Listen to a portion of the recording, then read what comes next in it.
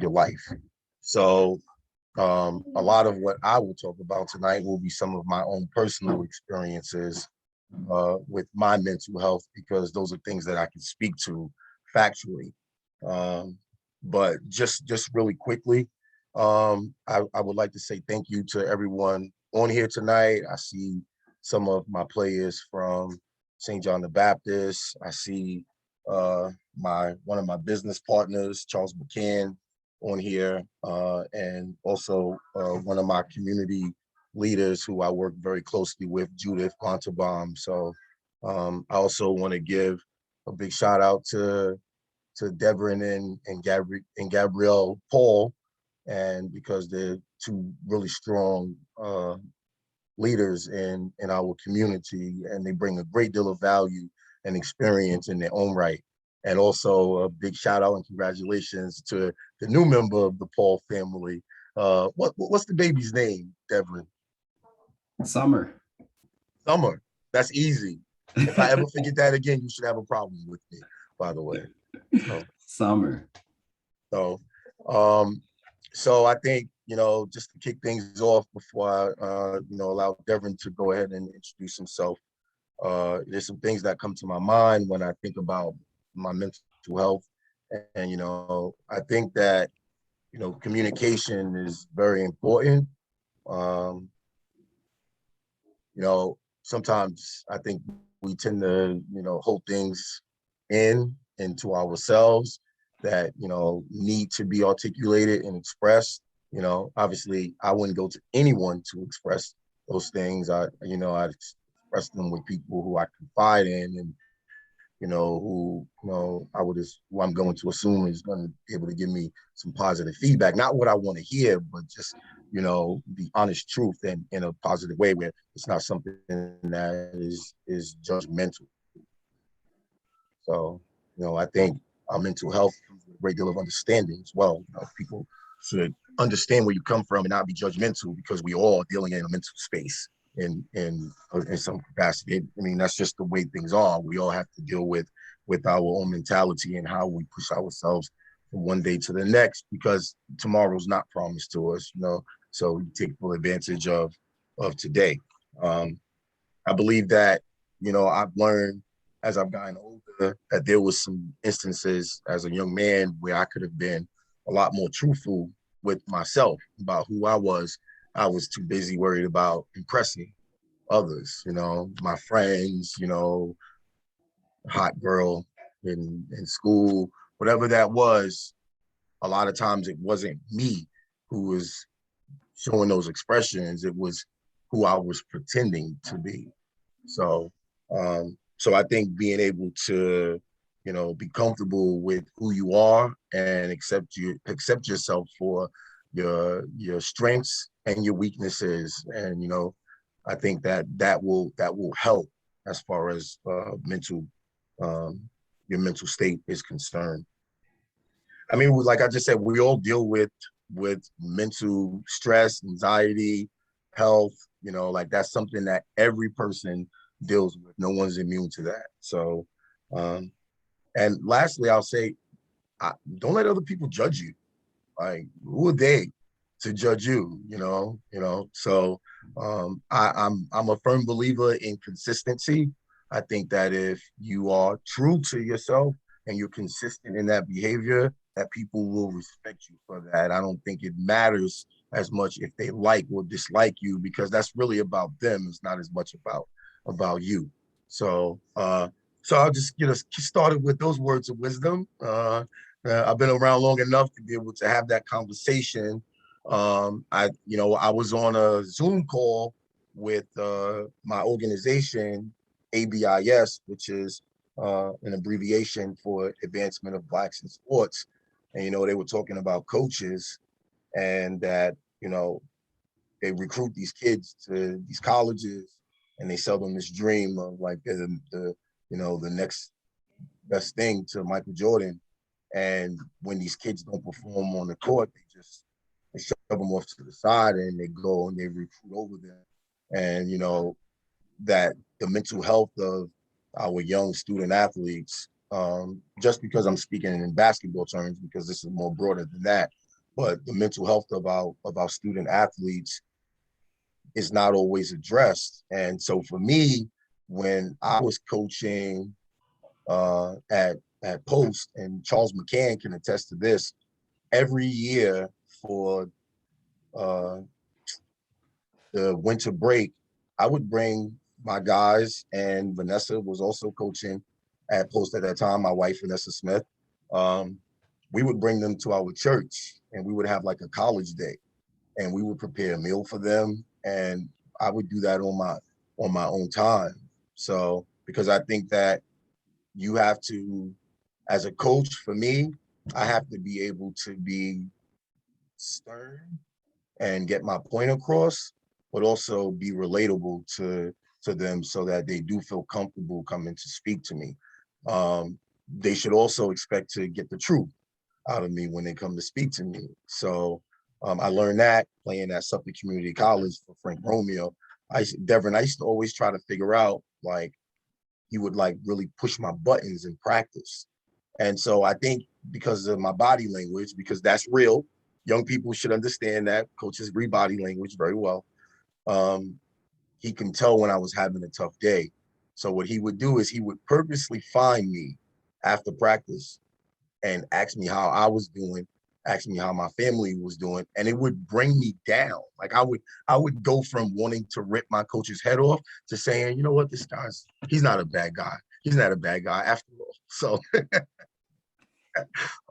so like, I think some coaches get into win at all costs, and then I think there are others who want to win, but also realize that winning is not always what they're going to do in that particular year as a college athlete, but just having a vision for what the rest of their lives are going to look like. So, yeah. So, without further ado, I'm going to pass this over to my buddy, my partner, who I enjoy having intellectual conversations with because he's very mindful and in depth with his thoughts as well. So, Devin, man, give the people what you want them to hear, man.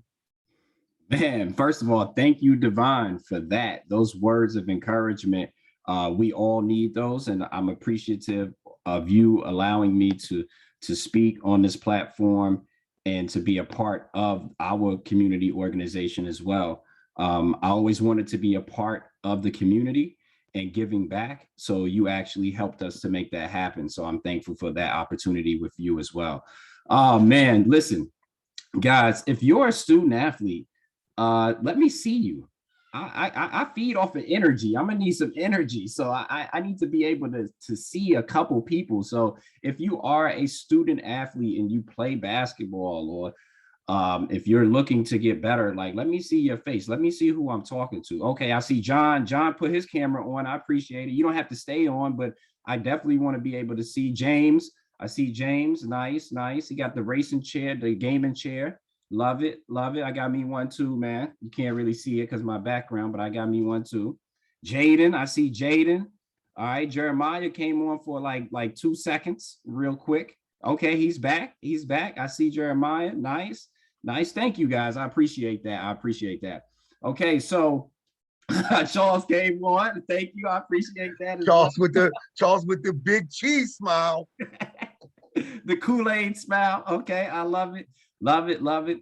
All right, so just a little background about myself, guys. My name is Devin Paul. Everybody calls me Coach DP. I've been coaching since the age of 17 years old. I started coaching at Kentucky State University. I played sports in high school. I played basketball and football. I was a much more talented football player than I was basketball player, but I learned through my work ethic that I can get better, right? And once I learned that skill set of being able to improve, it really improved me as a person. So I was able to work from a student manager to a Division I coach. I coached at Kentucky State University. I coached at Marshall University. I coached at University of Louisville. While at University of Louisville, I went to 2 national championship games with that women's basketball coaching staff. I worked underneath a phenomenal leader by the name of Jeff Walls. And it was just a phenomenal experience. Myself and my wife, we now help student athletes to earn more, do more, and win more, whether it's in their personal life and also in their businesses as well, because student athletes are actually, let's just be honest, they the cream of the crop. You guys are the cream of the crop right now. And I think sometime in the mental space, we can get caught up on the outcome, right? And we're going to talk about that a little bit later, but we can get caught up on the outcome. And usually when you're focused on the outcome, you're also focusing on things that you can't control, right? You can't control whether your coach is putting you in the game or not, right? That's out of your control. You can't control every single shot going in the basket. You can't even control that, right? But we're going to talk about some of the things that you can control and how you can actually increase your playing time, how you can actually increase your mental stability, and you can increase this thing that we all have, and you can activate it, and it's called the athlete's mindset, right? The athlete's mindset, guys. So I want you to really start tapping into that mindset. And as we go through this activity, because I do this with a lot of coaches and a lot of college basketball teams that I work with, I train them mentally, because the game of basketball is 80% mental and 20% physical. I'm going to say that again for all my student athletes on here. The game of basketball is 80% mental and 20% physical. So as much as you doing your push-ups and your sit-ups and you working on your jump shot and your ball handling, you also got to work on what's going on upstairs. What are you thinking about before you go to a practice? Are you preparing before the practice, or are you in the practice trying to catch up? And that's usually where we get messed up, right? So I don't want you to be like that. I want you to start winning. I'm talking about winning in everything, not just on the court. On the court, that's easy. I'm talking about in life, in the classroom, at home with your parents. I'm talking about all of that, right? So we're gonna get into that a little bit deeper. But I want to get some feedback from you guys, right? I want to know, give me one thing that you might be struggling with. It could be mentally, it could be on the court, it could be off the court, it could be, you just beefing with your girlfriend. Like, I want to know, like, give me a couple of things that you might be struggling with. Somebody take themselves off mute. Let's get some feedback, guys. I want to get some dialogue. It's not going to be, this is not a class session. So we're going to be talking, we're going to be interacting. I want to know, give me some things that you might be struggling with at this point.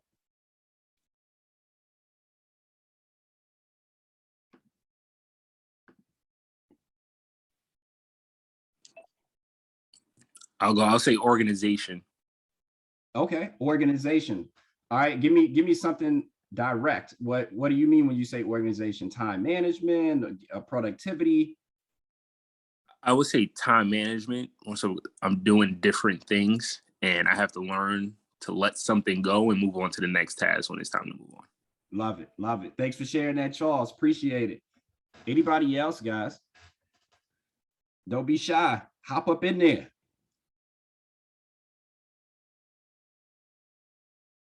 Uh-oh. We got all these young guys on here. No one wants to step So up and you gotta grow up. You gotta grow up. You gotta grow up. Let's go. If I said I'm giving out scholarships, I bet you everybody be trying to answer the questions.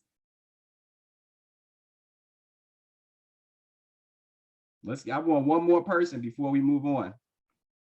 Give me something that you might be struggling with, or something that you may just want to even learn from being on this phone call. I may have to call one of my guys out. Jeremiah. Turn your camera on, Jeremiah. Jeremiah.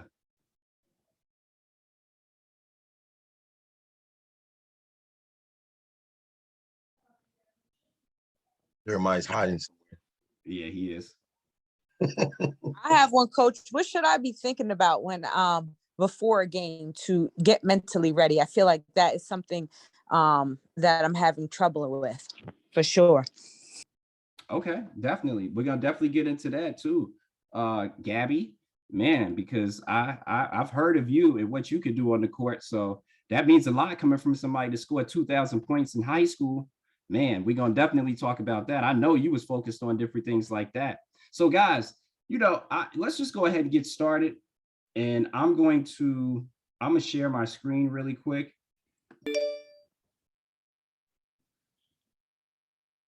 All right. Give me a thumbs up if you guys can see that. All right, so guys, I also want you to understand that this is not just about sports, right? Because sports directly correlate into our life, okay? So this is not just about sports. This is about life as well. So I've read this article today, and this actually came up on this article, and I want to share it with you guys. It says children in sports learn from an early age that hard work and dedication will often determine success and carry this lesson with them throughout their lives. This mindset gives athletes a competitive advantage over their peers. Emotional attachment to proving themselves, especially in front of their peers, becomes a huge driving force to their success. Later in life, this spirit will provide a game-changing advantage in business environments. More and more employers are looking for athletic participation and accomplishments on resumes during the hiring process. So guys, to make this very simple, they are saying that kids that play sports in high school have a higher percentage of actually becoming successful than their peers that don't play sports. And this was a study. Stats show not only do they have a higher percentage of success, they make more money. Let me put it in basic terms.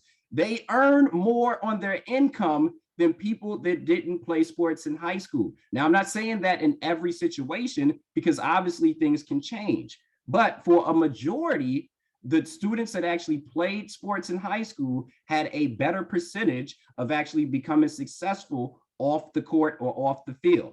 So these are the things that I want you to start to think about and to focus on as you become better in your sport. As you become the best version of yourself, I want you to really take these things into consideration, right? So I want you to start tapping in because we're about to go deep. I'm gonna give you 5 steps, guys, 5 steps to help you, because the main thing that a lot of colleges teams, they bring me in to speak about is it's not about the beginning of the season. It's not about the kids being talented, because talent is something that all of us have, right? It's about what happens when problems hit, when adversity happens, when challenges come their way. That's usually when we revert into our old self, when we start getting in our own head and we start overthinking and underperforming, right? You start thinking about all of this stuff that everybody else is talking about, whether they're on the sideline, whether they're in the stands, and you don't focus on what your coach told you to do while you're in the game. And these are things that can take us away from getting the results that we want. And I told you, I want you winning. I teach all my clients, all my student athletes to win on and off the court, guys. All right. So I'm biblical based. Doesn't mean that you have to believe in God to listen to this, but I like to take a lot of my teaching from the Bible, right? So this is this is James chapter 1, verse 2 through 4. Right? And this is just talking about opportunities when it comes to the biblical way. It says, consider it a sheer gift, friends, when tests and challenges come at you from all sides. You know that under pressure, your faith life is forced into the open and shows its true colors. Basically saying your character shows when you go through adversity. So don't try to get out of anything prematurely. Let it do its work so you can become mature and well-developed, not deficient in any way. Now, I know I can attest to this because I remember when I was a student athlete and I wanted things to be done overnight, right? I remember getting cut in the 7th grade. I'll never forget it. Got cut in the 7th grade. I came home and my mother told me, she said, hey, what are you going to do? And I said, I want to play. She said, well, if you want to play, you need to go out there and work on your game. And I was like, man, but why can't I just play? I've been playing at the park. I've been killing kids in the park. But when I got on the court and it was organized, I didn't know what to do. But I realized during that time, my character showed. I had to change that. I had to start working on myself, right? So I'm gonna give you these 5 steps to help you work on yourself. All right. So first step, guys, if you really want to win as a student athlete on and off the court, you have to change your perspective. Okay, Coach DP, what do you mean when you say change your perspective? I want you to change the way that you look at your problems, right? So I want you to think about something that you may be struggling with. It may be you want more playing time on the court, right? You may be saying to yourself, hey, I'm better than the kids that's out there. Why am I not getting in the game? Well, I want you to change your perspective on that one thing. And I want you to say, you know what? What else could I do besides be mad that I'm not getting in the game? What could I be giving to my team to help them to win in different circumstances? How could I use this to become a better player, a better person? How could you get your focus off of the problem and start focusing on solutions? Maybe you have that conversation with your coach and ask, hey, coach, is there anything that I could be doing to add more value to the team? right? Notice I didn't say anything about playing time. I said, how could I add more value to the team, right? This is going to take all of the pressure off of me thinking that my value comes from my playing time, because it doesn't. Your value does not come from your playing time. Your value comes from what you actually give to the situation. It's crazy, guys, right? When I coached at University of Louisville, we always told our student athletes that you had to have 100% effort and a positive attitude, right? And these two very basic things did not focus on you at all. Having a positive attitude was about you motivating your teammates, right? Giving 100% effort is about you giving yourself away in order for the team to win. And once we realize that this is not about you as the individual, but this is about all of us coming together and all of us becoming better, right? And that's what I mean when I say it's time to change your perspective. I do not want you focusing on problems. I want you focusing on solutions. So the next time you catch yourself in your mind thinking, oh my God, what is going wrong? This is a problem. I want you to stop, and I want you to reverse that. And I want you to say, how can I help solve this? What are some of the solutions that come in my mind when I think about the things that I'm struggling with, right? I want you to start thinking about those things, and I want you to be taking notes during this process, because as we go through this, I'm gonna ask at the end of the call, what were some of your takeaways, or what questions do you have? So I want you really writing things down and really processing this stuff, guys. That was step number one, okay? Step number two, I want you to start getting small wins, okay? And what I mean by that is I want you to start completing very small tasks every single day that matter to you. So many times in life, right, we can get caught up with just what society wants us to do. They say that you got to do your homework. You'll go home, you'll do your homework. They say that you got to put shots up. You'll go put shots up, but it may not be something that you want to do. So I want you to take care of something, even if it's very small, for yourself every single day. Now, I teach all of my personal clients to have a morning routine, right? This morning routine is called my mastery thinking routine. You wake up in the morning and you deposit value into the areas that matter in your life. So during this exercise, you write down the 3 most important areas of your life, whether it's school, and I do this with student athletes that are in high school, middle school, it doesn't matter. So if you're sitting there thinking, man, what is this? If you do the work, the outcome will be in your favor. So when you sit down and you write out your 3 most important areas, then you take those areas and you dedicate 10 minutes in the morning to each area. That's only 30 minutes, guys. It's only 30 minutes, but you have done what we call building momentum. In the game of basketball, when you have momentum, you may even be able to beat a better team because you're clicking on all cylinders at the right time. Okay, so I want you guys to understand that as well. We have to build this personal momentum in our life in order to have these extraordinary results. It doesn't just happen, guys. Winning is intentional. It's a process. It's very strategic. All of the high-level athletes that I've coached, they didn't just step on the court or the field and just become the best. They had to work on several different things in their mindset before the shift happened in their game. Okay, so I want you to start thinking about that, baby. We going deep. We going deep. I'm going into the 3rd step, guys. The 3rd step in mastering yourself. 3rd step, I want you to help someone else. Okay, and I know you may be thinking, Coach DP, what does this have to do with me? I want you to stop being focused on yourself. I want you to give away your talent to someone else. If you're in a practice and you see somebody else struggling, why don't you help your teammate? Why don't you help them up off of the ground? You could be the first one to pick everybody up every time they hit the floor. That could be something that you take on as your responsibility on the team. I want you to start to view things and see, where can I actually add some value at? Where can I help somebody at? And you don't have to have any money. There's times coming up where you could actually go, maybe you even take a smaller kid and you show them how to shoot a jump shot. If you're struggling with your game, if you would help somebody else, I guarantee somebody in return would actually help you. We have to give our gift away, guys. Once we give it away, it comes back.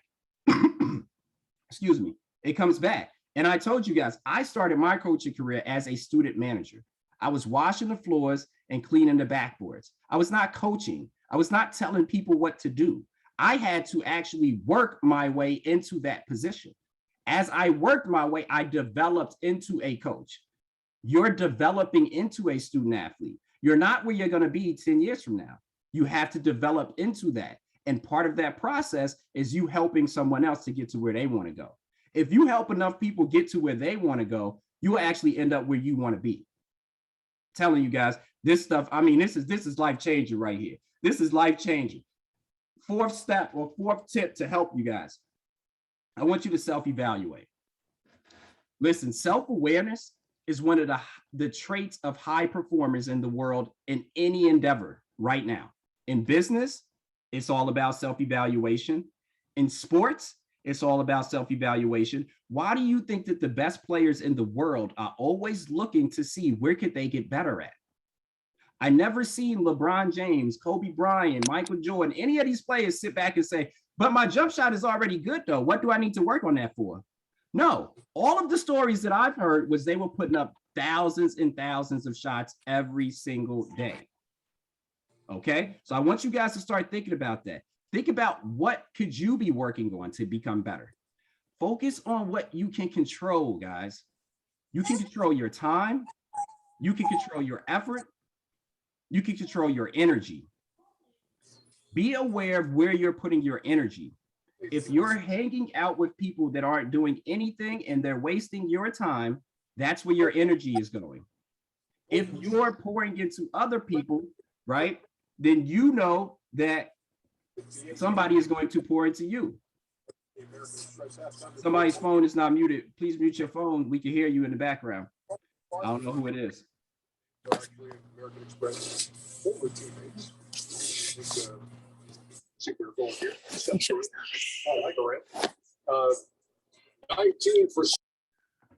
All right, so self-evaluation is very, very critical, guys. And if you don't know how to self-evaluate, you can ask somebody around you. You all have a coach, you all have mentors, and if you don't, you can email me, you can text me. I'll have a personal conversation with you and help you to understand what you need to work on. Now, all of my clients take an assessment that breaks down all of your strengths, all of the areas that you should be improving at. And this is a tool that can help you. But if you don't have a tool, you can look at yourself and you can find out what are some of the things I need to get better at. Or you can look on your team and see what does your coach keep asking everybody else to do. If you hear your coach keep saying, man, we got to run back on defense, or we got to rebound the basketball. Well, when you get in the game or when you get the opportunity, imagine what's going to happen if you do the thing that your coach has been asking everybody else to do. You're probably going to play more minutes. I'm telling you, I'm giving you the blueprint. I'm giving you the blueprint, baby. You got to take this. You got to start winning. You got to start winning. I'm going into the last step, guys. Last step. None of this matters unless you start working. Yeah, I said it, guys. You got to be committed to working on yourself more than you complain about what's not going your way. Okay? Because we have to understand when you complain, you're actually moving away from your targets, away from your goals, away from your destination. What I want you to start to do is not wish that things were better. I want you to actually start to get better on your own. Okay? Don't think about something to the point to where you overthink it and you don't do anything. You know that feeling you get sometimes where you like, man, they telling me to do so much stuff. I don't even know where to get started. And then you don't get started. I want you to pick one thing. So if you hop off this call today and you say, you know what, I'm going to work on my mindset. I'm going to start thinking about what I should be doing before I get to the practice. Right. And I think that's what my wife was asking before we got started. Right. You should be envisioning yourself being successful on the court before you get to the court, before you get to the gym. While you're in the car, you shouldn't be looking at Instagram videos. You should be visioning yourself actually doing all of the things that you consider success. If you think scoring 20 points is success, you should be visioning yourself, oh my God, I can see myself on the baseline, dropping that floater in over the defense. Oh my God, I can see myself moving my feet on defense and taking a charge. I can see myself in all of these situations. You have to see yourself before you can believe it. Nobody's going to believe it until you believe it, guys, right? So I want you to start working on these things. I want you to get the engine revving, and this is what's going to take you and activate your athlete's mindset, guys. This mindset is going to help you to win more games. It's going to help you to earn more money when you go out and you got to go get a job. It's going to help you to actually do more in your community. And it's all based off of something that you already do. You already play sports. You're already playing sports. You might as well get a good return on your investment of your time. Become the best at what you do. Don't settle for being average. Don't settle for just getting in the game. I want you to dominate. I want you to take it. I want you to become the best version of you. All right, we open for questions at this point, guys. Any questions that we have, or let's hear some takeaways that you guys may have. Any concerns that you have at this point in your career? Devin, I was really hoping that you didn't move to North Carolina because I would love to have you at practice every day. So I'm sitting here and I'm writing notes, and you're never too old to learn. You just keep growing in this life until, it's no longer here for you. And just a lot of things that go through my mind is when you start talking about careers and how athletes tend to be successful in their careers and in the business world. And it's because of the things that are taught in sports, teamwork, communication, the competitiveness of it, being able to deal with adversity, because there's a lot of adversity in a basketball game. So, and then just listening to your 5 keys, perspective, we all definitely have to have a sense of perspective of who we are, what we're trying to accomplish, what we're trying to do. Those small wins matter because they happen daily. Those small wins with your vision, your long-term vision, like those things together, I think really propel you to success. Helping someone else is probably the most important of all 5 because it's team sports. And so if you don't help someone else, how likely are they to return that favor and to help you? It's when I talk about team defense, that's one of the things that I'm constantly speaking to these guys about. It's like, it's not you, it's the team playing defense. A guy gets beat off the dribble, you have to have an idea where the ball is, because we all need to rotate, and it doesn't stop. The possession doesn't stop until we get the rebound. So, constantly playing for each other. So as long as you got your teammates back, 9 times out of 10, you're going to make that rotation. So, so picking each other up, being there for each other, self-evaluation, looking in the mirror and saying, how can I be better, as opposed to pointing fingers at others for why you do not have success. It's not someone else's fault that you don't succeed. It is your own fault. You have to make the appropriate adjustments so that you can continue to grow into that role, whatever that role is. And everybody can't score 20 points. Someone's got to run the floor on every possession. Someone's got to talk. Someone actually has to sit on the bench.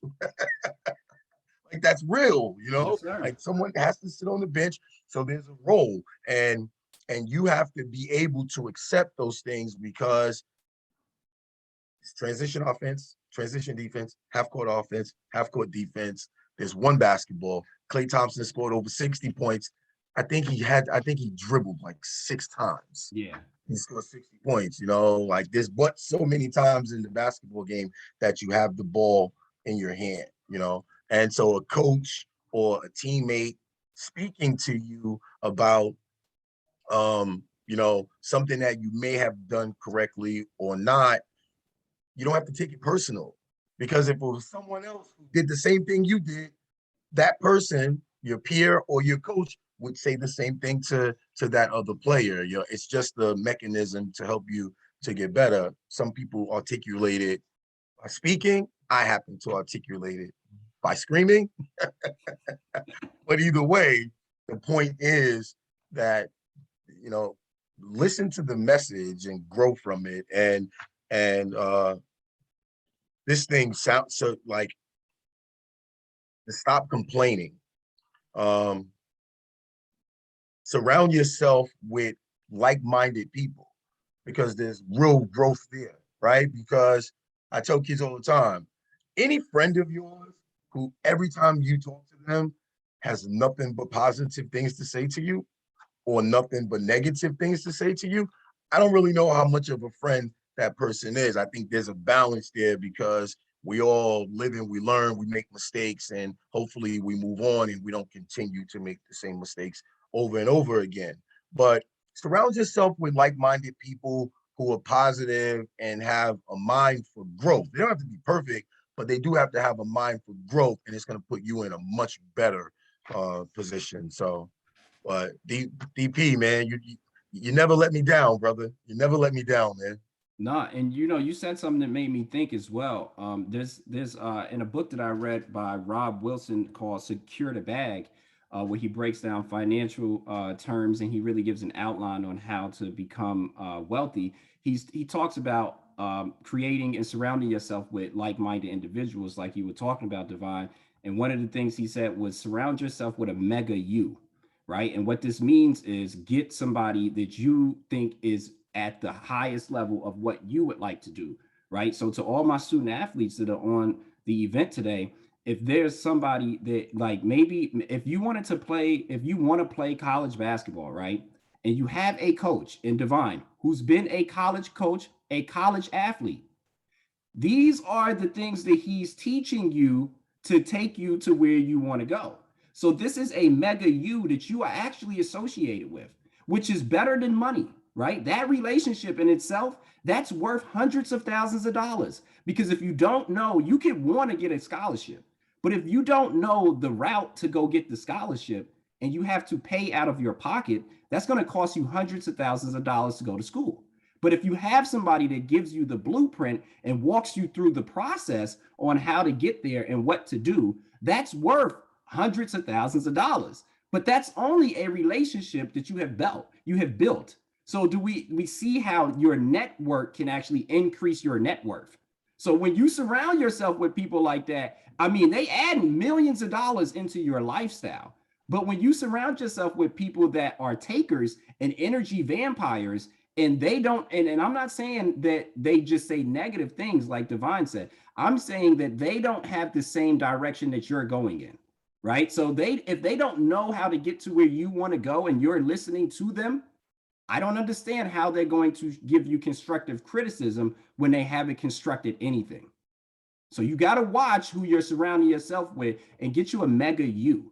All right. So guys, let's get some feedback. I want to feel some energy, guys. So what was some of the takeaways that you guys had? What was some of the things that was like an aha moment? Do you have any questions for us?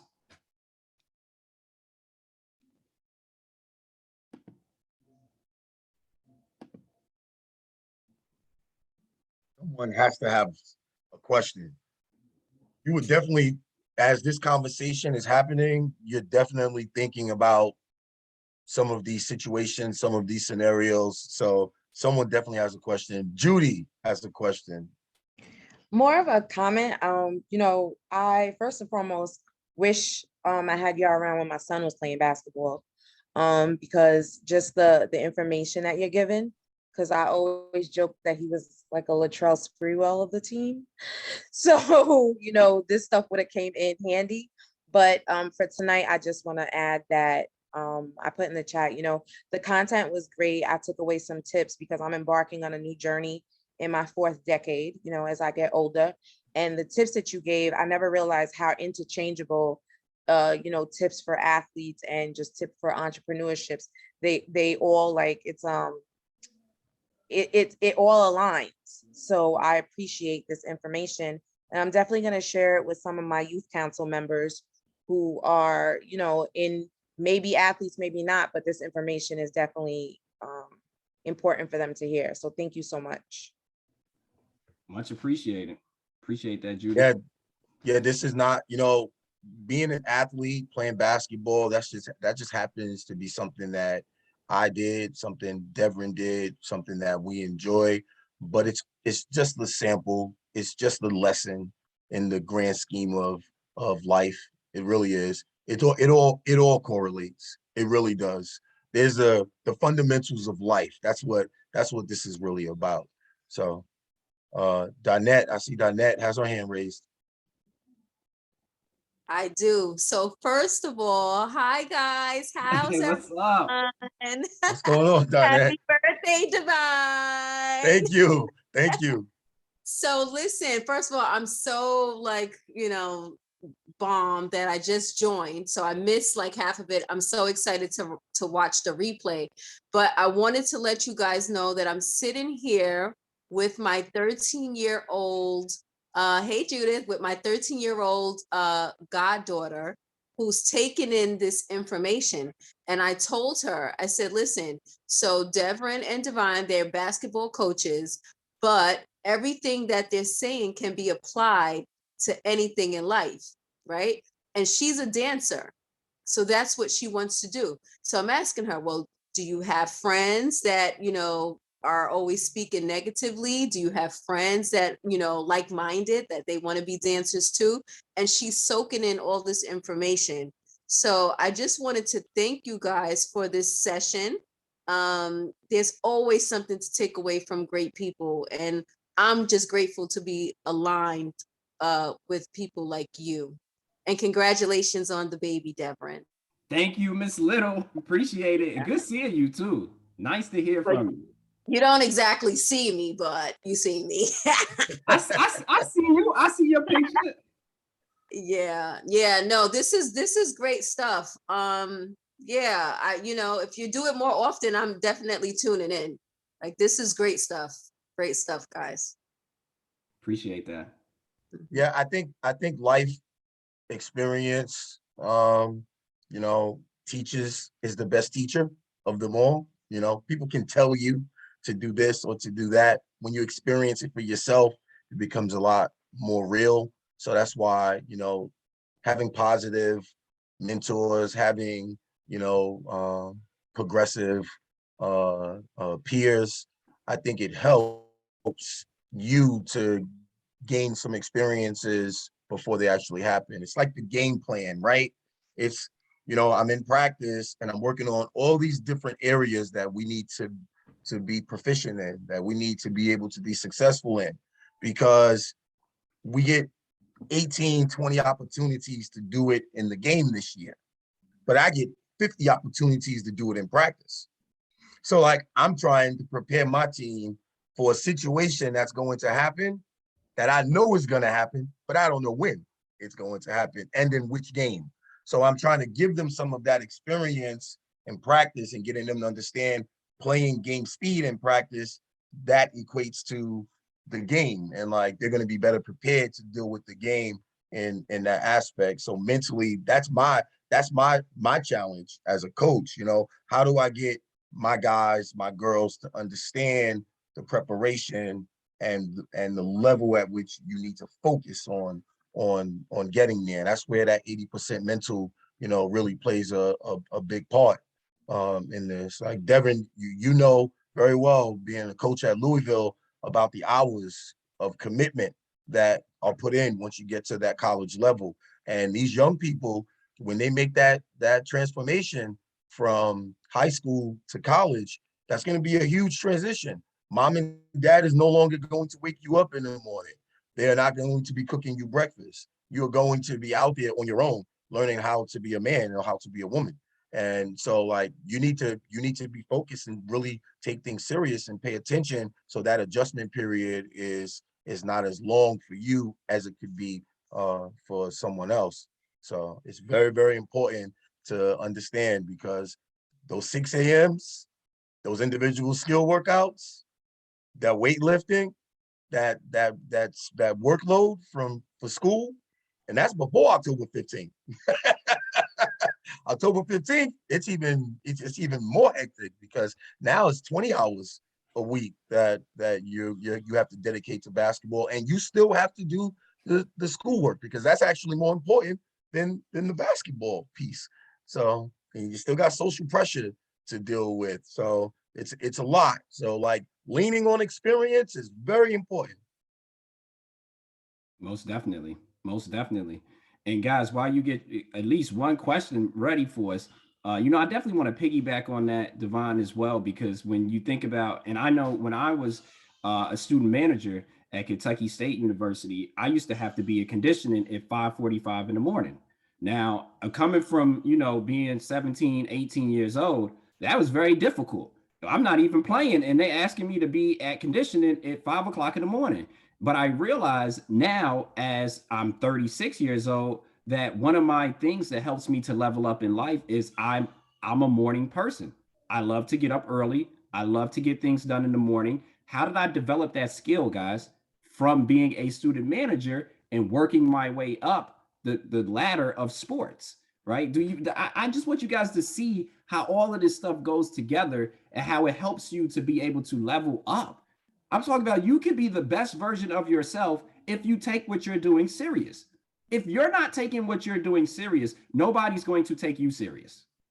If you're not putting the work in on the back end and you're sleeping and eating in the gym and you doing the things that you need to do, then why should I as a coach stop what I'm doing and go look for other coaches to recruit you?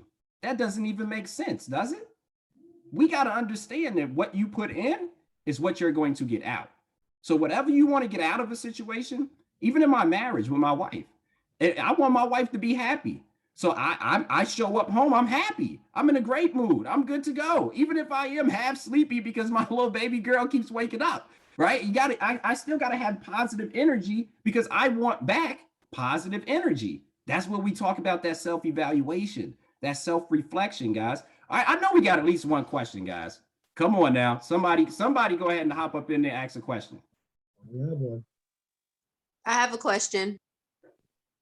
So my question is, do you have any recommended activities or exercises for someone to start this self-improvement of development or the self-evaluation? If people are not used to doing it, what can they do to start self-evaluating? Like, Yeah, what is it? definitely. What does that look like?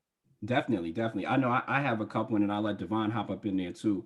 Um, I would say the first thing to do is identify what your strengths are, right? So even if you're 13 years old, right, write down what you do best. What do you do well? I don't care if it's in the sport or outside of the sport. I don't care if it's just playing video games. What do you do best? What do you want to spend your time doing? I would write that down, and I would get about two different things. So write down what you think your strengths are based on what you love to do and what you do best. And then I would write down two things that I know that I need to get better at, right? And you can identify those things by what do people always tell you that you're not doing, right? So I know when I was younger, my mother used to say, you got a bad temper, you keep getting mad, you keep procrastinating, you're waiting to the last minute. So I knew those were areas where I actually had to get better at, right? But sometimes we will sweep those things under the rug and just say, oh, I'm not good at that. I mean, I understand that you're not good at that yet. So now, after I write down what I need to improve at, I would actually put time into my day, schedule time where I'm going to get better at those things. And I'm also going to work on the things that I'm already good at. Because sometimes we'll be talented at something and we'll be like, oh, well, I know how to do that. I'm good. I'm good. But then in a year, 2 years, right? You haven't studied, you haven't refined your tools, and now you're dull. It's like trying to cut something and the knife is not sharp, right? So you want to make sure that you're actually sharpening your strengths as well as improving the weaknesses that you have. And I don't really think that we have weaknesses. I think that we overcompensate on our strengths a lot, right? For example, I know that I'm a great communicator. So sometimes I could just try to freestyle something, but that doesn't always work good for me, right? So I know that I have to actually study. I got to know what I'm talking about. I have to know the topic. I have to do my homework. And that's what helps me to be an even better communicator, right? So I think those are the steps that I would take and I would give to someone that I'm working with to help them to start on that self-assessment, self-assessing and self-evaluation. Thank you so much.